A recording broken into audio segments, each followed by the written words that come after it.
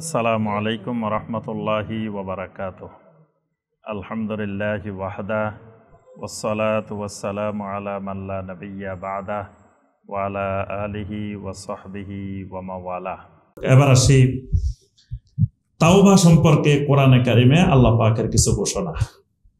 এক নম্বর, আল্লাহ পাক বান্দাকে ঘোষণা দিয়েছেন যে আল্লাহর একটা গুরুত্বপূর্ণ সিফাত গাফুরুর রাহিম, মানে আল্লাহ বান্দাকে কি করেন? ক্ষমা করেন। তো বান্দা যদি গুনাহ না করে ক্ষমা করবেন কি? তা আল্লাহ সুবহানাহু ওয়া তাআলা বান্দাকে গুনাহের ফিতরত দিয়ে বানাইছেন যে বান্দা গুনাহ করবে আর আল্লাহ রাব্বুল আলামিন বান্দার গুনাহ ক্ষমা করবেন। এই জন্য আল্লাহর নাম গাফুরুর রাহিম। কোরআনে কারীম সূরা আল হিজরের 49 নম্বর আয়াতে কারিমে আল্লাহ পাক বলছেন, নাব্বি ইবাদি আন্নী আনাল গাফুরুর রাহিম। নাব্বি সংবাদ দিয়ে দেন, জানাই দেন, এবাদি আমার বান্দাদেরকে কি জানাই দিবেন? আন্নী আনাল গাফুরুর রাহিম, আমি গাফুরুর রাহিম, আমি মহা ক্ষমাশীল, মহা রহমশীল। সুবহানাল্লাহ। এটা আল্লাহ পাক বান্দাকে জানাই দিয়েছেন। কেন জানাই দিয়েছেন? সূরা জুমারের 53 নম্বর আয়াত, কুল ইয়া ইবাদিয়াল্লাযীনা আসরাফু আলা আনফুসিহিম লা তাকনাতু মির রাহমাতিল্লাহ ইন্নাল্লাহা ইয়াগফিরুয যুনুবা জামিআ। বান্দা, যত নফসের উপরে বাড়াবাড়ি সীমালঙ্ঘন করে ফেলছ, আমি আল্লাহর রহমত থেকে কখনো নিরাশ হইও না। ইন্নাল্লাহা ইয়াগফিরুয যুনুবা জামিআ, আল্লাহ রাব্বুল আলামিন তোমার সমস্ত গুনাহ ক্ষমা করে দিবেন। এটা আল্লাহ পাক নিরাশ হইতে নিষেধ করেছেন, সব গুনাহ ক্ষমা করবেন, কারণ আল্লাহ গাফুরুর রাহিম। এই আয়াতে কারিমার শান নুজুলের মধ্যে লেখা আছে, এক সাহাবী এসে নবী সাল্লাল্লাহু আলাইহি ওয়াসাল্লামের কাছে কান্নাকাটি করতেছেন যে আমি এমন গুনাহ করছি, আমার আল্লাহ তো আমাকে ক্ষমা করবেন না। নবী সাল্লাল্লাহু আলাইহি ওয়াসাল্লাম বললেন, তোমার কি গুনাহ যে আল্লাহ ক্ষমা করবে না? শুনি তোমার গুনার কথা। এই সাহাবী বললেন, ইয়া রাসূলুল্লাহ সাল্লাল্লাহু আলাইহি ওয়াসাল্লাম, আমার সফরে ছিলাম, আমি বাড়িতে এসে শুনি আমার কন্যা সন্তান হয়েছে, মেয়ে হয়েছে। তো মেয়ে হওয়ার কারণে আমার কাছে খুব লজ্জাবোধ লাগছে, আমি কন্যা সন্তানের বাবা হয়েছি। তো অনেক ঘটনা বর্ণনা করছেন, লাস্টে বলছেন আমি মেয়েকে একদিন নিয়ে রওনা দিছি, রাস্তায় একটা গর্ত করছি, গর্ত করার পরে মেয়েটা একবার লাফ দিয়ে গর্তে নামে, একবার গর্ত থেকে উঠে খেলতেছে। অনেকক্ষণ ধরে আমি গর্তটা শেষ করছি, করার পরে মেয়েটা যখন গর্তে নামছে তখন আমি উপরের থেকে মাটি চাপা দেওয়া শুরু করছি। তখন মেয়েটা চিৎকার করে আব্বা আব্বা বলছিল। ইয়া রাসূলুল্লাহ সাল্লাল্লাহু আলাইহি ওয়াসাল্লাম, আমি এখন ঘুমাইতে গেলে ঘুমের মধ্যে আমার আব্বা আব্বা ডাক শুনি, আমি খাইতে গেলে সেখানে ডাক শুনি, যেখানে যাই সেখানেই ডাক শুনি। আমার ঘুম নাই, তন্দ্রা নাই, নিদ্রা নাই, কাজ নাই, কিছু নাই, আমি পাগলের মতো। মনে হয় আমার আল্লাহ এই গুনাহ আমার ক্ষমা করবেন না। নবী সাল্লাল্লাহু আলাইহি ওয়াসাল্লাম এই কথা শুনতেছেন আর নবী সাল্লাল্লাহু আলাইহি ওয়াসাল্লামের চোখ মোবারক থেকে জলজল করে পানি পড়তেছে। সাহাবীরা বলেন, এই লোকটাকে সরাও, লোকটাকে সরাও, লোকটা রাসূলকে কষ্ট দিতেছে। লোকটা আল্লাহ রাসূলের সামনে কেন এগুলো বলতেছে? আমার রাসূল কষ্ট পাইতেছে। নবী সাল্লাল্লাহু আলাইহি ওয়াসাল্লাম বললেন, থামো, তোমার কষ্টের কথাটা তুমি বলতে থাকো, বলো। নবী সাল্লাল্লাহু আলাইহি ওয়াসাল্লাম এই সাহাবীকে বলার অনুমতি দিয়েছেন। এই সাহাবী বলছেন, তখনই আল্লাহ রাব্বুল আলামিন এই আয়াতটা নাযিল করেছেন যে বান্দা যত গুনাহ করো না কেন আল্লাহর রহমত থেকে নিরাশ হইও না, আল্লাহ গুনাহ ক্ষমা করে দিবেন। সুবহানাল্লাহ। আবু হুরায়রা রাদিয়াল্লাহু তাআলা আনহু বলেন যে আমি একদিন রাত্রে আসার পরে ঘরে গেছি, ঘরে গিয়ে আমি সালাতে দাঁড়াইছি, এক মহিলা আসে আমার দরজা খটখট করতেছে। জিজ্ঞেস করলাম সালাতের সালাম ফিরাই কে? বলে যে আমি একটা মাসালা জিজ্ঞেস করতে আসছি তোমার কাছে। কি মাসালা? মাসালা হলো আমি তো এমন এমন গুনাহ করছি, আল্লাহ কি আমার এই গুনাহ মাফ করবেন? কি গুনাহ করছো?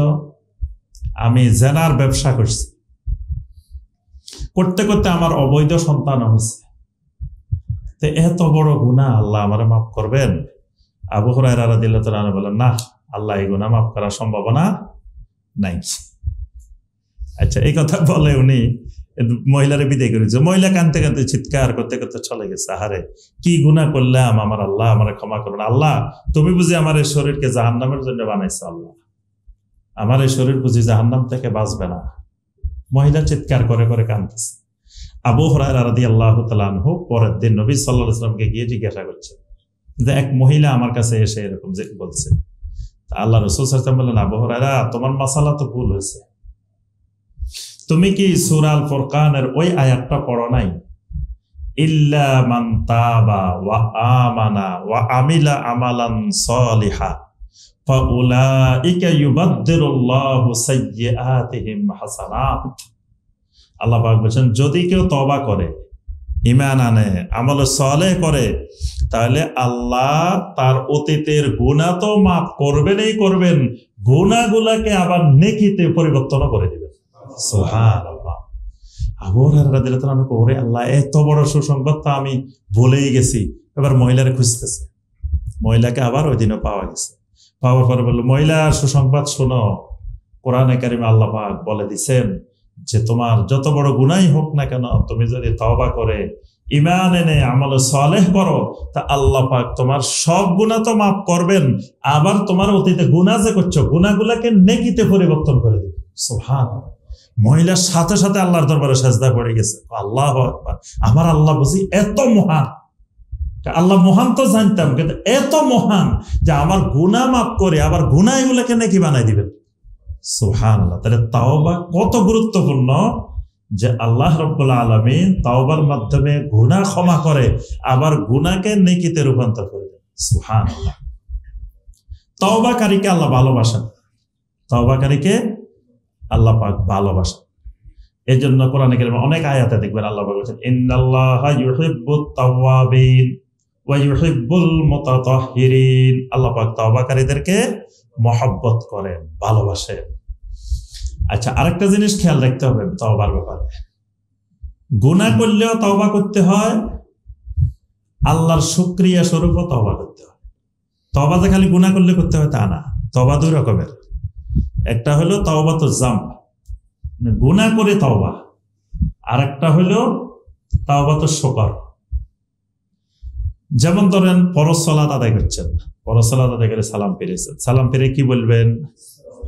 আস্তাগফিরুল্লাহ আস্তাগফিরুল্লাহ আস্তাগফিরুল্লাহ। এতক্ষণ কি গুনাহ করছেন? যে সালাত আদায় করছেন, যে কি করছেন? গুনাহ করছেন, সওয়াবের কাজ করছেন, ভালো কাজ করছেন। তো ভালো কাজ করার পরে আস্তাগফিরুল্লাহ কেন? যে না, এখানেও একটা জিনিস আছে। এই যে সালাতটা আদায় করছেন, ভালো কাজটা করছেন, আল্লাহ রাব্বুল আলামিন যেভাবে আদায় করতে বলছেন, আমি আমার দুর্বলতার কারণে, আমার এলেম না থাকার কারণে, জাহালতের কারণে, তাকওয়ার অভাবে, বিভিন্ন কিছুর অভাবে যেভাবে আদায় করার কথা ছিল সেভাবে কিন্তু আমি আদায় করতে পারি। এই অপারগতার জন্য আস্তাগফিরুল্লাহ আস্তাগফিরুল্লাহ আস্তাগফিরুল্লাহ। তাহলে শুধু গুনাহ করলে যে তওবা তা না, তওবা ইস্তিগফার এই ক্ষেত্রেও।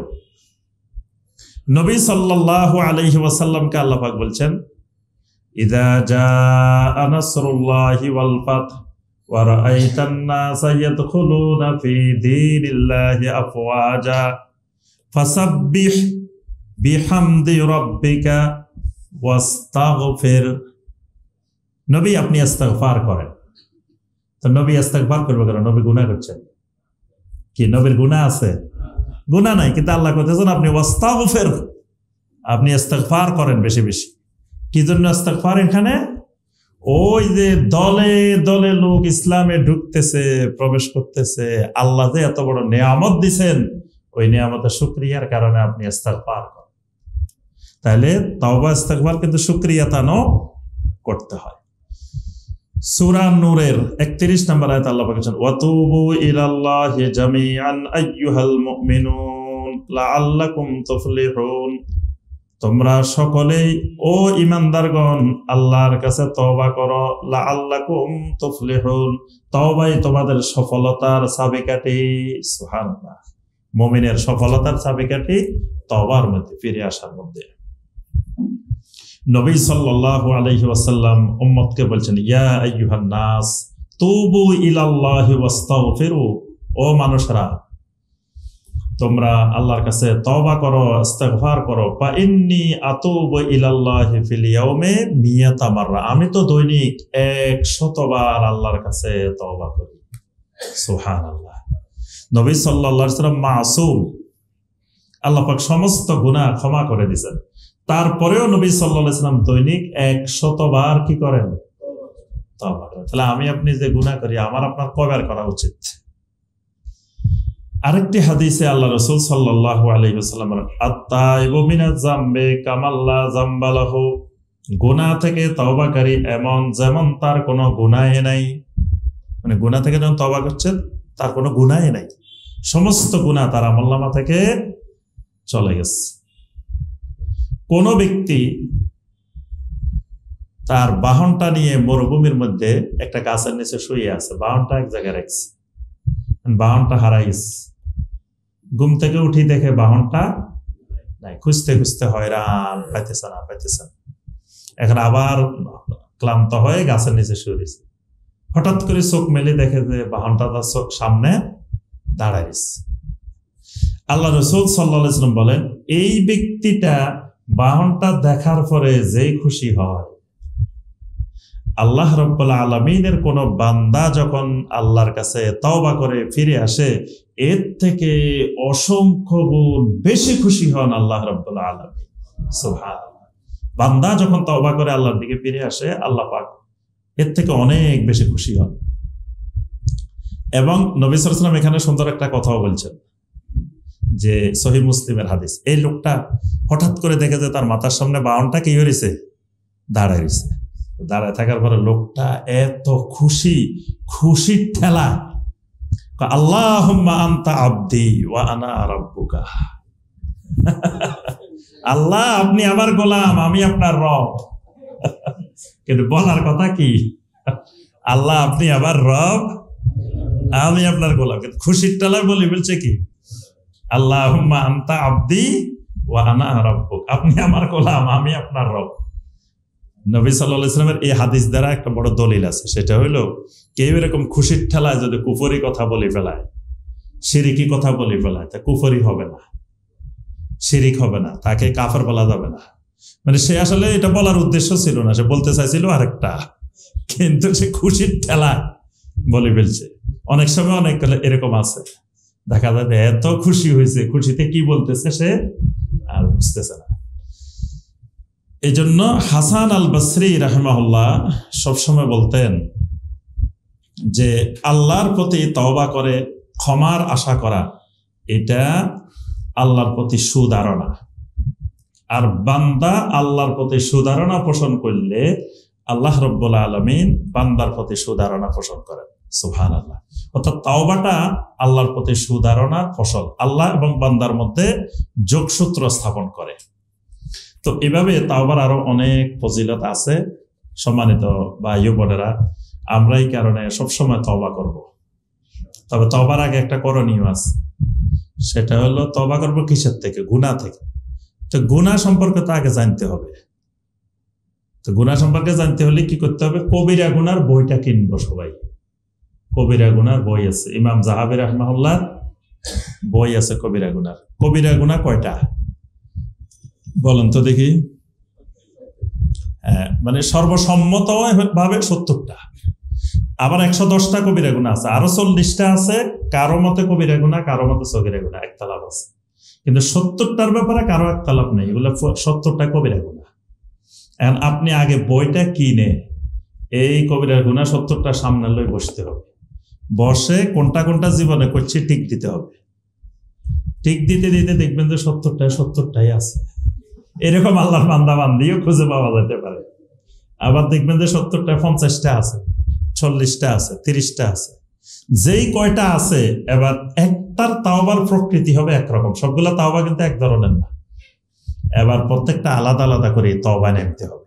তো তওবা নামার আগে তো তওবার প্রস্তুতি লাগবে। ওই আমাদের দেশের মুআল্লিমরা কি করে, যারা হজে গেছেন দেখছেন, প্রথমে সব ভুল করায়, ইচ্ছা করে ভুল করায়। মিনাতে থাকে না, মিনা থেকে সব আনে মক্কাতে শুই থাকে। হাজিরা তো খুব আরাম পাইছে, মিনাতে থাকা একটু কষ্ট, এই জন্য মক্কাতে আসে হোটেলে থাকে। কোনো অসুবিধা নাই, কোনো অসুবিধা নাই, হজের কিচ্ছু হইতো না, থাকেন। কিন্তু হে তো জানে, মুআল্লিম জানে যে হজের কিন্তু অসুবিধা হয়েছে। তা লাস্টে দিয়ে এবার কি করে, যখন হজ শেষ হয়ে আসে এবার ওয়াজ করে, দমের ওয়াজ। কয় আসলে কোনখান দিয়ে ভুল হয়ে গেছে আপনি তো জানেন না, আল্লাহর এত বড় একটা ইবাদত করছেন, জীবনে একবার করছেন, কোনখান দিয়ে ভুল হয়ে গেছে জানেন না, তাড়াতাড়ি দম দিয়ে দেন। তাই দমের মাধ্যমে হে লাভ, হে 50 জনের দম লয়ে যাইব, 10 জনের করলেও আর 40 জন একটা মারি দিছে, বিশাল লাভ, দমের ব্যবসা। এখন কথা হইলো, যে লোক দিচ্ছে দম, হে জানে না তার কি ভুল হয়েছে, হে দম দিবে কেন? তাকে আগে জানতে হবে তার ভুলটা হয়েছে কি। যদি দমের মতো ভুল হয় তাহলে দম দিবে, দমের মতো ভুল না হলে দম দিবে কেন?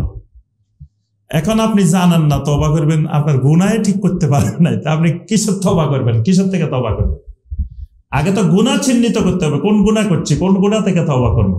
তা আমাদের দেশের মানুষের একটা অভ্যাস যে গুনাহ চিহ্নিত করে না, কারণ তওবাই বুঝে নাই, মনে করে পীর সাহেবের পাগড়ি ধরছে এটাই তওবা হয়ে গেছে, আর আস্তাগফিরুল্লাহ পড়ছে এটাই মনে হয় তওবা হয়ে গেছে। সে ওই 70টা গুনাহ থেকে কয়টা করছে এটাও জানে না, এটাও হিসাব করে না, হিসাবের দরকারও মনে করে না। কিন্তু তওবা করতে হইলে আগে ওই গুনাহগুলো বের করতে হবে, বের করে ওই গুনার আলোকে আপনাকে আমাকে তওবা করতে হবে। আল্লাহ পাক আমাদের সবাইকে তওবায়ে নসুহা করার তৌফিক দান করুন। আচ্ছা, এখানে আবার শাইখ বিন বাজ রাহিমাহুল্লাহর কাছে কিছু ফতোয়া আসছিলেন, তিনি এই ফতোয়াগুলার জবাব দিচ্ছেন। আমরা এই ফতোয়াগুলো এবার শুনবো। একটা ফতোয়া আসছে শাইখ বিন বাজ রাহিমাহুল্লাহর কাছে, মা হুকমু মুকাবালাতিল খাদেম ওয়াস সাইকিন, মানে চাকর বাকর, গাড়ির ড্রাইভার, কাজের মহিলা, এদের সাথে পর্দা করার বিধান কি? গুরুত্বপূর্ণ মাসালা কিন্তু। মানে ড্রাইভার, এখন মহিলা মানুষ ড্রাইভারের সাথে একসাথে কোথাও যাইতে পারবে কিনা? গাড়িতে করে গেছে ড্রাইভার আর মহিলা একা, এটা যাওয়া যাবে কিনা? তারপরে খাদেম, মানে ধরেন মহিলা কাজের বুয়া আছে ঘরের মধ্যে, তো ঘরের মধ্যে আর কেউ নাই, উনি আর কাজের বুয়া, তো এখানে পর্দার বিধান কি? বা কাজের বুয়ার সাথে পর্দা করা লাগবে কিনা? অথবা মানে এরকম ভিন্ন দিকও হইতে পারে। এই মাসালাটা শাইখ বিন বাজ রাহিমাহুল্লাহর কাছে আসছিলেন। তো তখন শাইখ বিন বাজ রাহিমাহুল্লাহ যে ফতোয়া দিয়েছেন সেটি হলো, আস-সাইকু ওয়াল খাদিমু হুকমুহুমা হুকমু বাকিয়াতির রিজাল, ড্রাইভার, খাদেম, এদের হুকুম অন্যান্য সাধারণ পুরুষ মানুষের হুকুমের মতোই। মানে অন্যদের সাথে যেভাবে হেজাব করা ফরজ, আমরা আজকে প্রশ্নোত্তর করবো না, এগুলো করে শেষ করে দেব। আমি আবার এখান থেকে ময়মনসিংহ যাব ইনশাআল্লাহ, ময়মনসিংহে প্রোগ্রাম আছে দানিগোলা।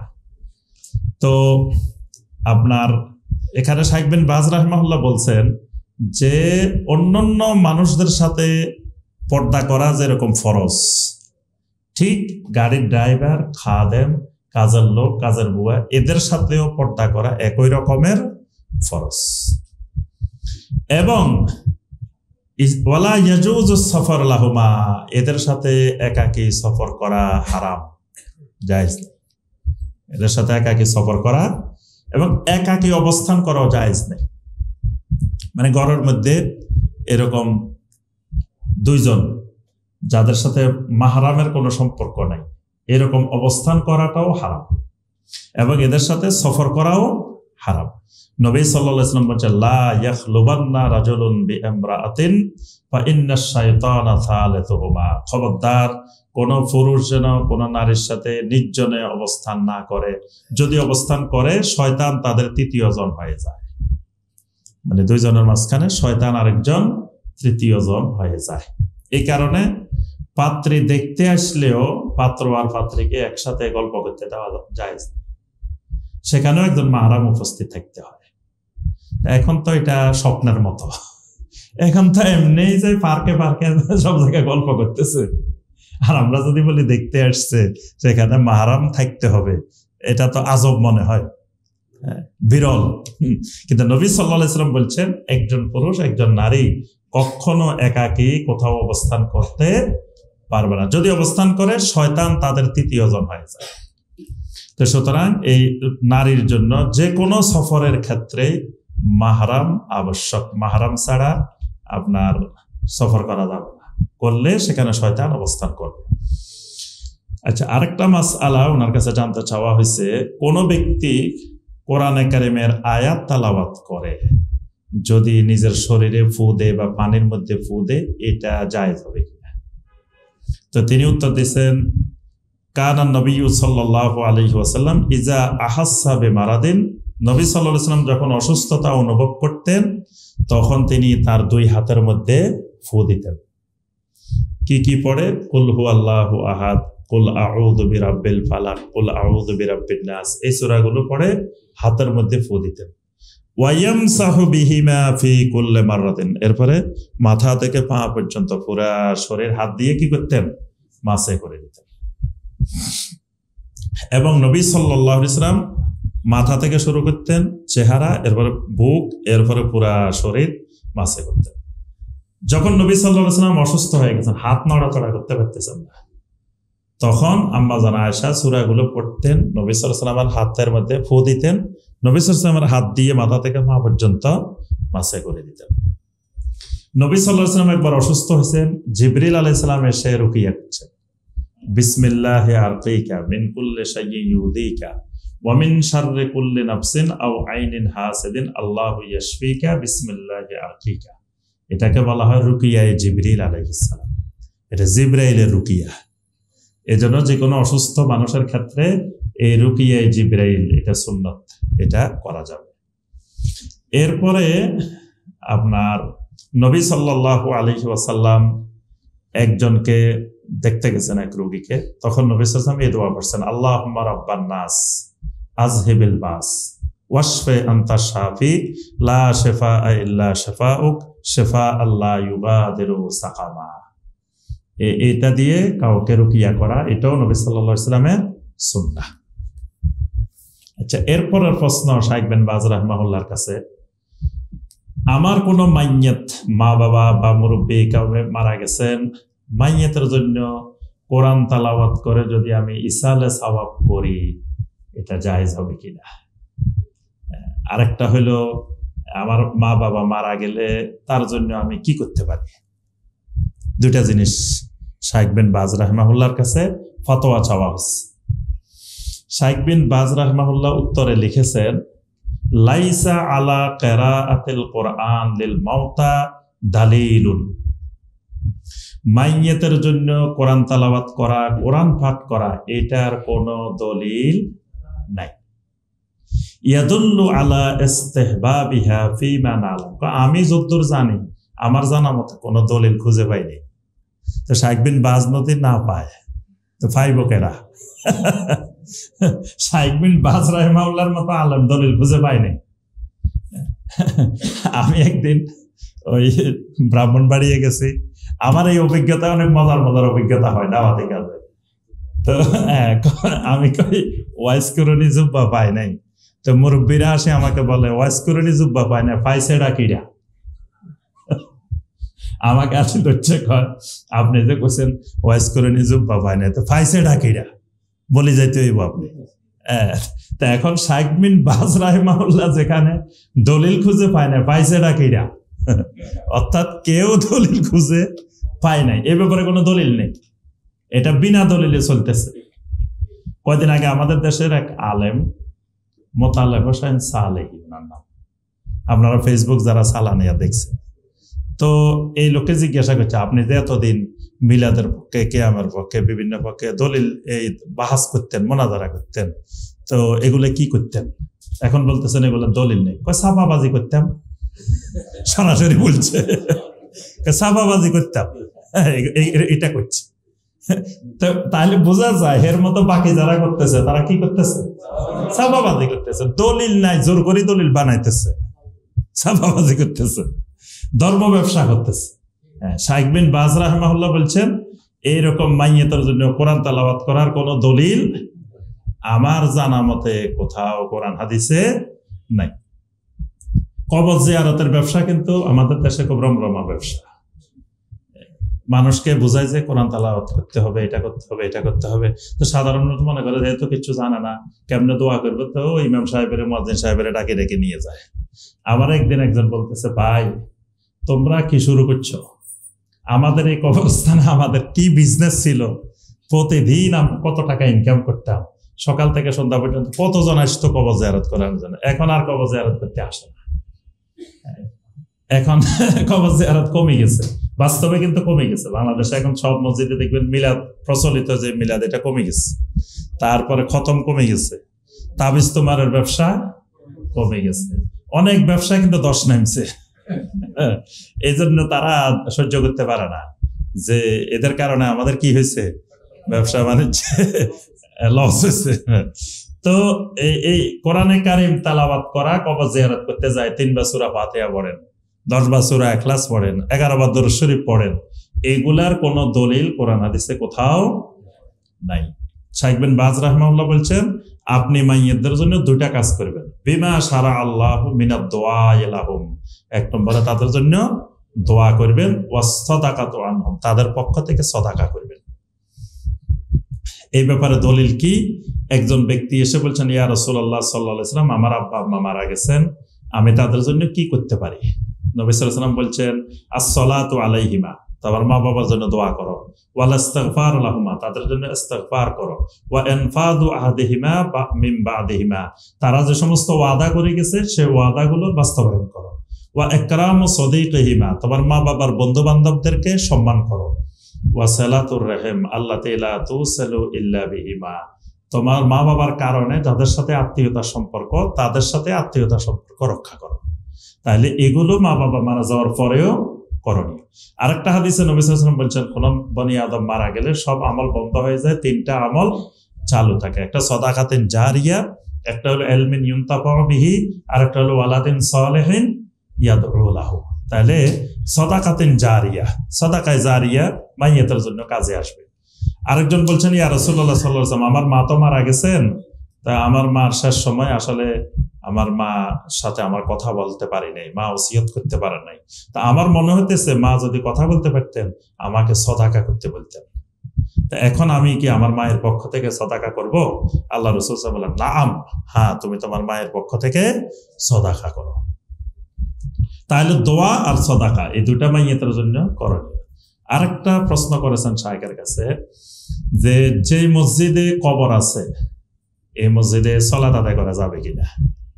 তো শাইখ বিন বাজ রাহিমাহুল্লাহ বলেন, লা ইয়াজুজু লিল মুসলিমি আন ইউসাল্লিয়া ফিল মাসাজিদ আল্লাতী বুনিয়াত আলাল কুবুর, যে মসজিদে কবর আছে এই মসজিদে কোন মুসলিমের জন্য সালাত আদায় করা জায়েজ নাই, সালাত আদায় করা যাবে না।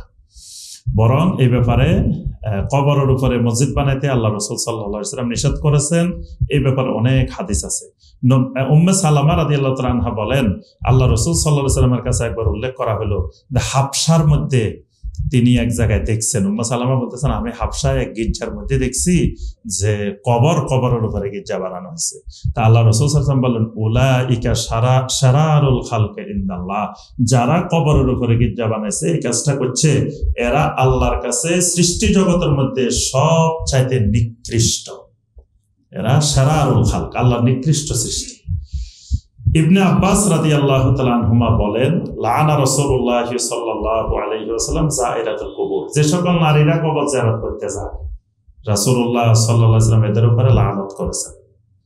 আর ওয়াল মুত্তাখিদিনা আলাইহিল মাসাজিদ ওয়াস সাক, যারা কবরের উপরে মসজিদ বানায়, কবরের উপরে বাতি জ্বালায়, এদের উপরে আল্লাহ রাসূল সাল্লাল্লাহু আলাইহি ওয়াসাল্লাম লানত করেছেন।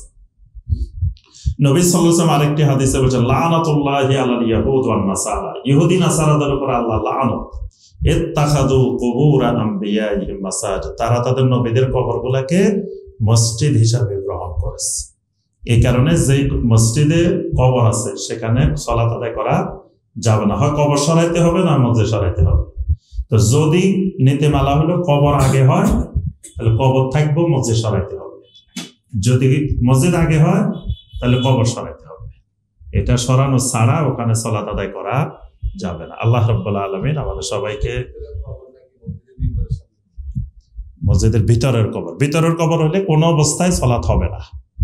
আর যদি সামনে হয় বা আশেপাশে হয় সেটা হলো মসজিদ থেকে বিচ্ছিন্ন করতে হবে। মসজিদ আর কবরস্থান, মসজিদের ওয়াল আলাদা, কবরস্থানের ওয়াল আলাদা, দুইটা ওয়াল লাগবে। দুইটাকে আলাদা করে দিলে তাহলে সালাত হবে। তবে কেউ যদি সালাত আদায় করতে আসি, এখানে একজন বুজুর্গের কবর আছে, যদি মনে মনে করে যে আমি বুজুর্গের সোহবতে সালাত আদায় করতেছি, তাহলে তার সালাত হবে না। কিন্তু যদি আকীদা না থাকে তাহলে অসুবিধা হবে না, তাহলে সালাত হয়ে যাবে। আল্লাহ পাক আমাদের সবাইকে আমল করার তৌফিক দান করুন, খালেস ভাবে তওবা নসুহা করার তৌফিক দান করুন।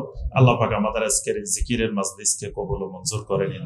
আল্লাহ পাক আমাদের সবাইকে তাওহীদের উপরে ইস্তেকামত থাকার তৌফিক দান করুন। আমিন ইয়া রাব্বাল আলামিন।